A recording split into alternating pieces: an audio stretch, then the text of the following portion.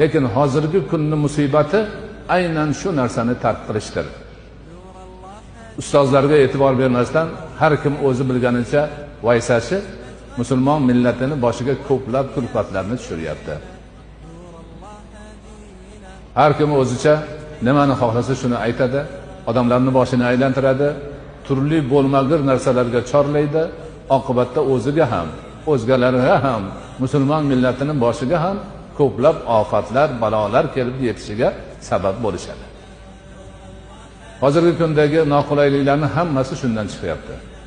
Urush janjallar, musulmonlarning qoni aybsiz ravishda behuda to'kilishi, mol mulklari vayron bo'lib xarobga aylanishlari, davlatlar butun boshli davlatlar xarobaga aylanishi kabi holatlar aynan shunaqa ishlardan kelib chiqyapti.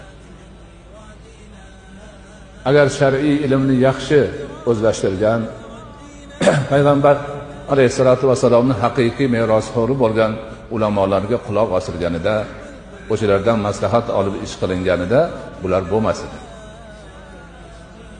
O'zicha bilganini javraydigan, bo'lmagan, tagini, tayini yo'q, ustozini tayini yo'q odamlarning gapiga kirib, kishilarimizni boshi aylanib, hozir musibatlar ko'paydi.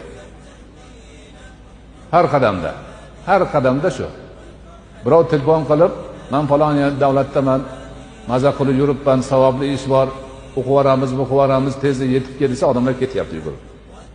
Nima bor u yerda, nima qiladi, foydami, zararmi, qanaqa u gap yo'q. Haligi chaqirayotgan odamning ham tayini yo'q. Ketishyapti. Borib yo o'ligi kelyapti, yo o'lganini xabari kelyapti, yo yana qandaydir boshqa bir musibat